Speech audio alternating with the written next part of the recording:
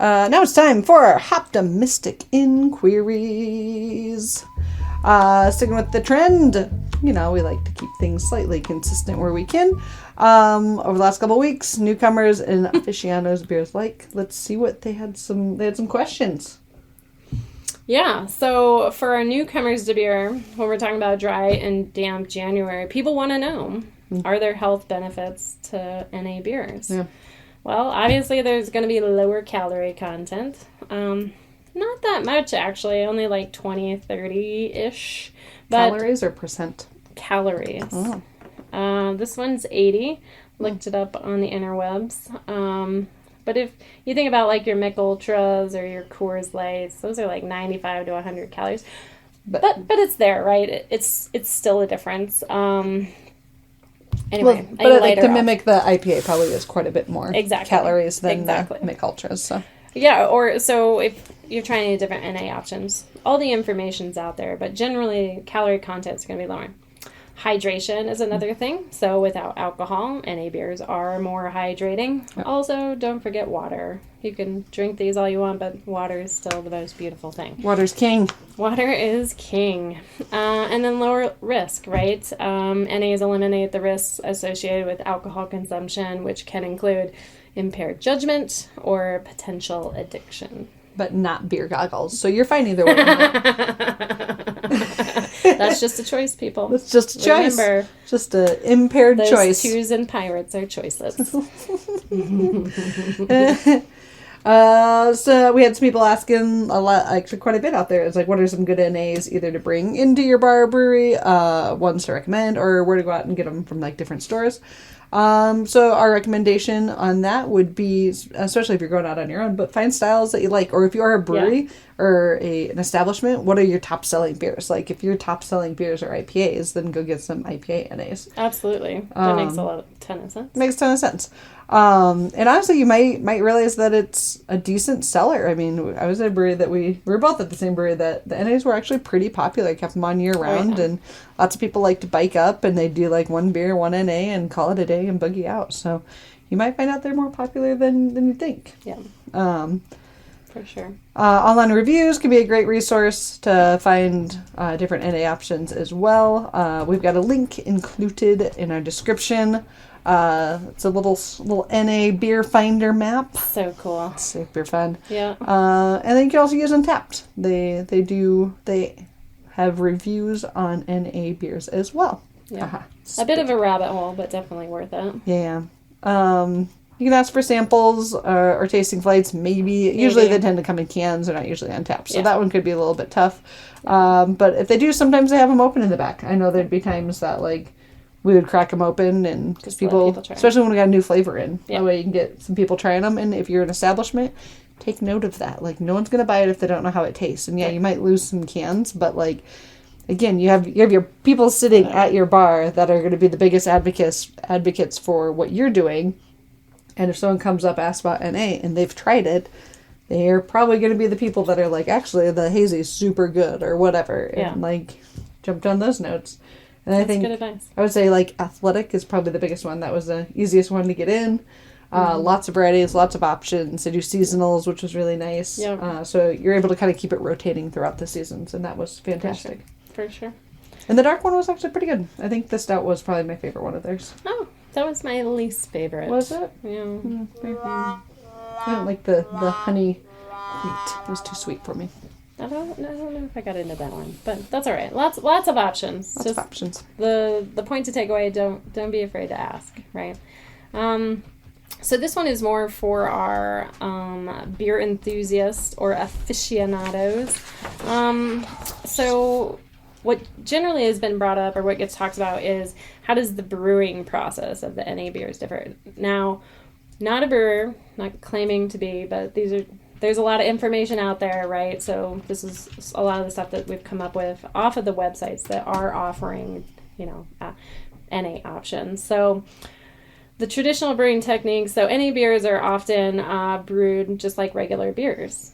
Okay. So they have alcohol in them. So then what do? They remove it. So through methods like vacuum distillation or reverse osmosis. Oh.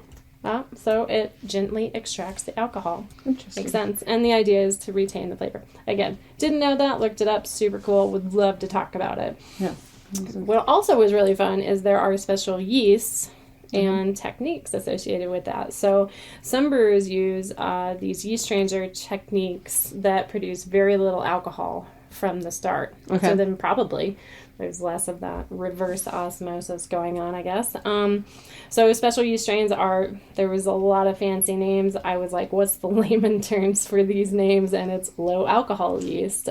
You can look up the full name if you want. And or non-alcohol yeast. So unlike the common brewer's yeast, right? So low alcohol, no alcohol, or brewer's yeast versus ale yeast. Interesting. Yeah. Right?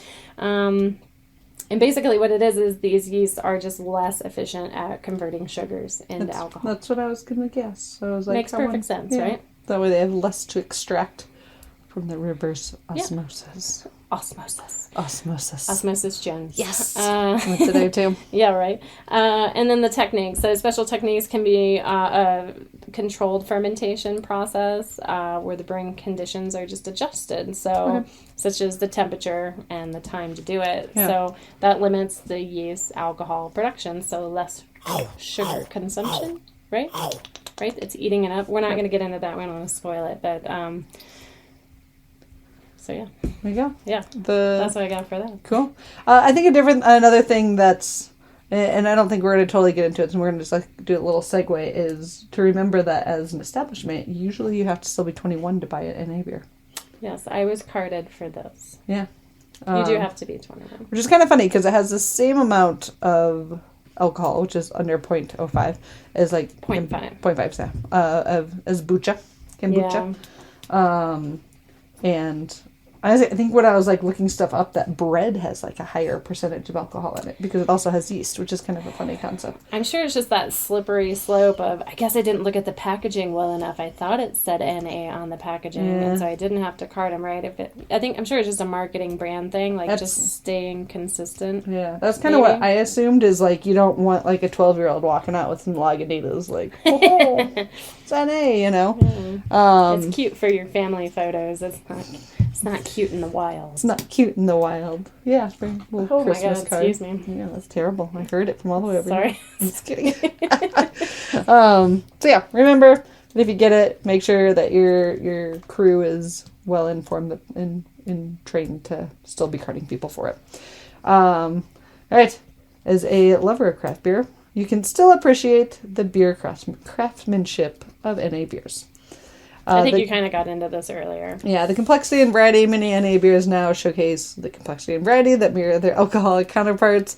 Craft brewers are experimenting with hops, malt balances, brewing techniques to enrich the flavor profile. That's right. Because they have drastically improved. This is so good. Yeah. The challenge in maintaining flavor without alcohol has led to innovative brewing practices, something that beer lovers around can appreciate as a new frontier in the craft beer world. I love going into the new frontier since we can't actually physically do that anymore these days, but kind of, sort of. Anyway, I think there's a frontier brewing around the corner we can go to. That's good. So as you get for wearing a hat. Yeah, but is it the trash hat? It is. Nice. These hats are really cool. We'll made of trash. Yeah, they're actually made of trash. It's really comfortable, too. I have a stocking hat over the top of it, though, because it's cold out. Okay. Yeah, it's a great And it's hat. Cold down here. And you put patches on them. Super cool company. They're out of Indonesia. Tapuka or something, I think is the name of the company. The only Puka I know is Puka Nakua, and he just had a bunch of records broke yesterday. Yeah, he did. Anyway. Yeah, cool hat. Yeah, I mean, you don't have to, like I said, we talked about it before, you don't have to leave the craft space. You can still support, you can still experiment, you can still try things. And if anything, like, it'll be good to have more NA options available. So supporting that is only going to help reinforce that for the brewers and breweries to make. So I would say, if anything, would love to see extra more of them. Support it. Yeah. Would love to see more of the NAs around year round. Yep. Right. And some of them are getting to that, right? Obviously, your bigger name, but to have it on tap, how cool is that? Yeah, super cool. All right. Well, that wraps up our Hoptimistic inquiries. We love hearing from you, new beer drinkers. aficionados all are welcome. We like to hear what you guys talking about, what you're thinking about, what's going on in the world. What are you talking about, stupido? What's so wrong with you, stupido? There you go. What's so wrong with you, stupido?